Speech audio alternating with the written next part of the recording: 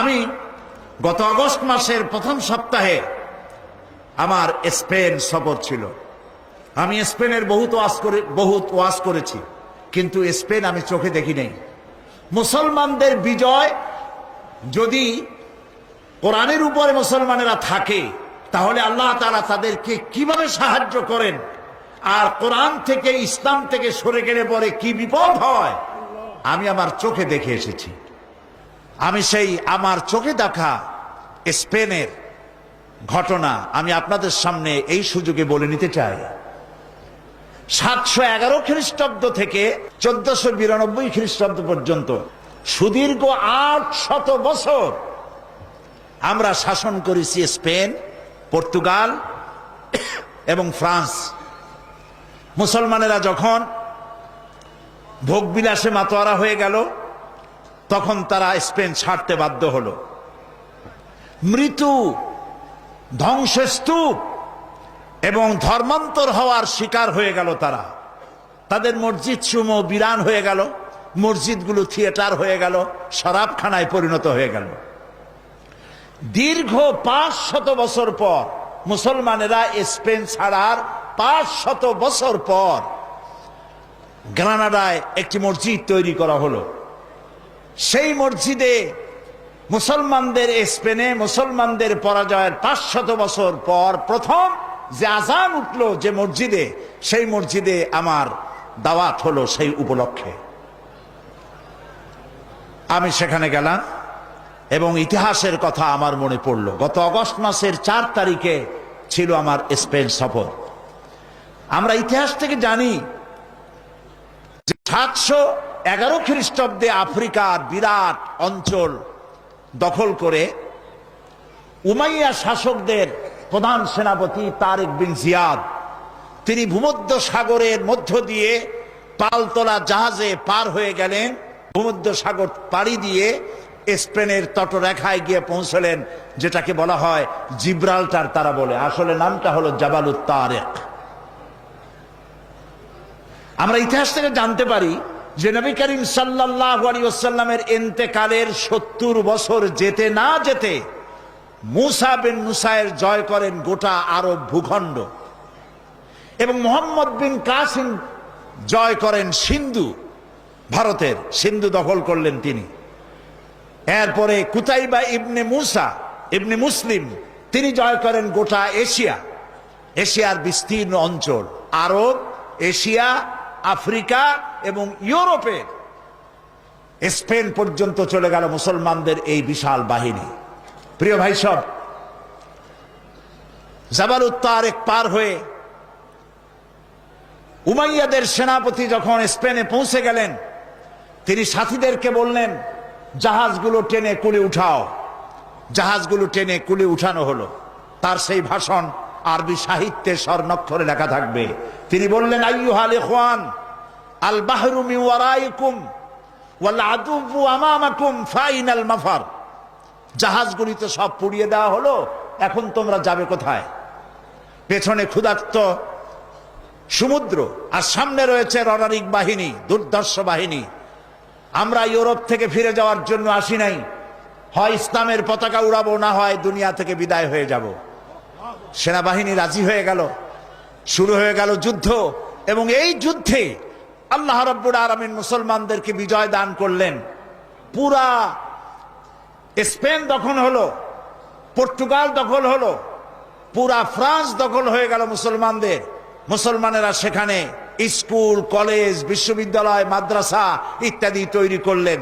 সেখানে বড় বড় মুফাসসির তৈরি হয়ে গেলেন। আল্লামা কুরতুবীর মতো মানুষ, কর্ডোবায় বাড়ি ছিল, সেজন্য কুরতুবী বলা হয়। তাফসীর প্রেমিক আলেমদের কাছে তাফসীরে কুরতুবী 1000 বছর পরে আজও প্রিয়। মনীষার অঙ্গরে চলে এলেন ইবনে রুশদ, চলে এলেন আল্লামা কুরতুবী, আল্লামা আন্দলুসি চলে এলেন, এবং তারা জ্ঞান বিজ্ঞানের যে বিশাল গবেষণাগার তৈরি করলেন। পার্শ্ববর্তী দেশ থেকে Yugoslavia, Romania, Poland, Britain, Hungary, Switzerland, Netherland, England, Denmark, এসব দেশ থেকে হাজার হাজার মানুষ পাড়ি দিল মুসলমানদের কাছ থেকে জ্ঞান অর্জন করার জন্য। সুবহানাল্লাহ। প্রিয় ভাই সব, আজ আমরা সন্ত্রাসী হয়ে গেছি, মুসলমানদের সন্ত্রাসী বলা হয়। এই ঘড়িটা আমার হাতে দেখতে পাচ্ছেন, এটা মুসলমানদের আবিষ্কার করা। কামানটা মুসলমানদের আবিষ্কার করা, বন্দুকটা মুসলমানদের আবিষ্কার করা, কম্পাস মুসলমানদের আবিষ্কার করা, জিওমেট্রি, অ্যালজাবরা, ম্যাথামেটিক্স মুসলমানদের আবিষ্কার করা। মুসলমানেরা কি না আবিষ্কার করেছে, দুনিয়াকে উপহার দিয়েছে। যখন কর্ডোবা এবং গ্রানাডায় মুসলমানেরা জ্ঞান বিজ্ঞানের শাখায় প্রশাখায় যখন তারা রিসার্চ করছে, তখন ইংল্যান্ডের মানুষেরা বাড়ি বানাইয়া থাকে কেমনে জানতো না, গাছের মধ্যে গর্ত বানাইয়া থাকতো। গোসল করে শরীর ক্লিন করে কেমনে তাও তারা জানতো না। তখন আমরা কর্ডোবা এবং গ্রানাডায় বিজ্ঞানের বিভিন্ন শাখায় প্রশাখায় আমরা বিচারণ করেছি। আল্লামা ইকবাল এই স্পেনে এসে দুঃখ করে বলেছেন, আয়ে গুলিস্তানে উন্দুলুস वो दिन है याद तुझको, आए गुलिस्तान उंदुलुस वो दिन है याद तुझको, था तेरी डालियों में जब आशिया हमारा। हे स्पेन, তোমার অলিতে গলিতে আমার মুসলমানদের যে পদচারণা ছিল, আজ আমি আসছে মুসলমানরা নিশ্চিহ্ন হয়েছে, মুসলমান নাই। সেইখানে যখন এই জ্ঞানের বিশাল গবেষণাগার তৈরি হলো, তারা পার্ক তৈরি করলো, সুয়ারেজ লাইন তৈরি করলো, ড্রেনেজ করলো, রাস্তা করলো, ফুটপাথ করলো, পৃথিবীর সব থেকে মডার্ন দেশে পরিণত করে দিল। সেইখানে শুরু হয়ে গেল 800 বছর রাজত্ব করার পর গজবটা কেন এলো তাও চোখে দেখে এলাম। তারেক বিন জিয়াদ যে মসজিদ তৈরি করেছেন কর্তুবায়, কর্ডোবা বলা হয় ইংরেজিতে, আরবি নাম কর্তুবা, বিশাল মসজিদ, 1 লক্ষ লোক নামাজ পড়তে পারে সেই মসজিদের মধ্যে। আমি যখন মসজিদের মধ্যে প্রবেশ করলাম আমার সাথীদেরকে নিয়ে, যায় দেখলাম মসজিদের ভেতরে সব মূর্তি দিয়ে ভরা। মসজিদের বিশাল মিনার, মিনারের প্রত্যেকটি খোপে খোপে একটা করে মূর্তি দাঁড়ানো। আমার সাথের কিছু লোক নামাজ পড়তে চাইলো মসজিদের ভেতরে, পুলিশ একটি এসে তাকে চেপে ধরলো, বলল ভুলে যাও, এটা তোমাদের মসজিদ ছিল, এটা মসজিদ নয়, এটা গির্জা, এখানে সেজদা দিতে দেওয়া হবে না। বুক ফেটে কান্না আসতে লাগলো। এটা ছিল সেই কর্ডোবার মসজিদ। যখন মুসলমানেরা তাদের যখন পরাজয় এলো, পারস্পরিক সন্দেহ ঘনীভূত হতে লাগলো, একজন আর একজনকে মানে না, নেতৃত্ব মানে না, ভোগ বিলাসে মাতোয়ারা হয়েছে, বিলাসী হয়েছে, আইয়াস হয়েছে। আল্লাহর গজব এসে গেল, শুরু হলো যুদ্ধ। ইসাবেলা 1 এপ্রিল মাসের 1 তারিখে যুদ্ধের ঘোষণা দিলেন। যুদ্ধ শুরু হলো, সমানে মুসলমান মরতে লাগলো। তারা প্রস্তুত ছিল না, সমানে মার যেখানে পায় সেখানে। মুসলমানেরা মার খেতে খেতে হয়রান হয়ে গেল। রানী ইসাবেলার পক্ষ থেকে ঘোষণা করা হলো, কর্ডোবার মসজিদের মধ্যে যারা আশ্রয় নিবে তাদেরকে নিরাপত্তা দেওয়া হবে। নারী এবং শিশুরা তাদের জন্য ভূমধ্য সাগরে সেখানে জাহাজ রাখা হয়েছে, তাদেরকে মরক্কো পাঠিয়ে দেওয়া হবে, তারা যেন জাহাজে আরোহণ করে। জাহাজগুলি ছিল ফুটা, হাজার হাজার মুসলিম নারী আর শিশু গিয়ে জাহাজে উঠলো, জাহাজগুলি ডুবে হাজার হাজার মুসলমান শিশু আর নারী পানিতে তাদের সলিল সমাধি হয়ে গেল। 40,000 লোক পুরুষ ঢুকলো গিয়া কর্ডোবার মসজিদের মধ্যে। চতুর্দিক থেকে দরজা বন্ধ করে দেওয়া হলো, ভেতরে কেরোসিন ঢেলে দিয়ে আগুন জ্বালায় দেওয়া হলো। 40,000 মুসলমান মসজিদের ভিতরে পুড়াইয়া ভস্ম করে দেওয়া হলো। শুধু কাঁদছি মসজিদের মধ্যে ঢুকে এই দৃশ্য দেখে।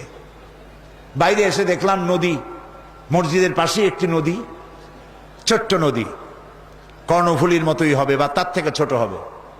এই নদীর ভেতরে মুসলমান কেটে কেটে ফালানো হতে লাগলো, মুসলমানদের রক্তে দরিয়া লাল হয়ে গেল।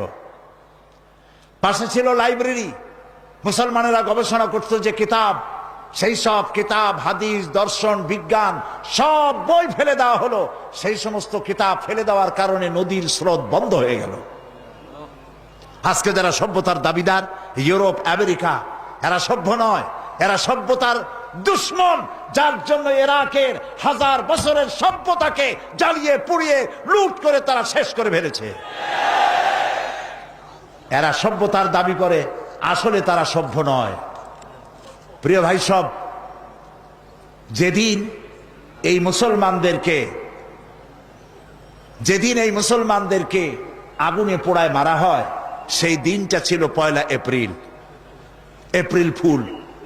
আমার দেশের মুসলমানের আজ শিক্ষিত কলেজে, ইউনিভার্সিটিতে, স্কুলে শিক্ষিত মহল এপ্রিল ফুল হিসাবে 1 এপ্রিলকে উদযাপন করে থাকে। যেদিন মুসলমানদেরকে পোড়ানো হলো কর্ডোবার মসজিদের মধ্যে, আর মুসলিম নারী আর শিশুকে ফুটা জাহাজে উঠাইয়া ভূমধ্য সাগরে ডুবিয়ে মারা হলো, সেই দিনটা ছিল 1 এপ্রিল। সেই এপ্রিল ফুল পালন করে আমার দেশের যুব সমাজ, পালন করে তথাকথিত শিক্ষিত সমাজ। নাউজুবিল্লাহি মিন যালিক।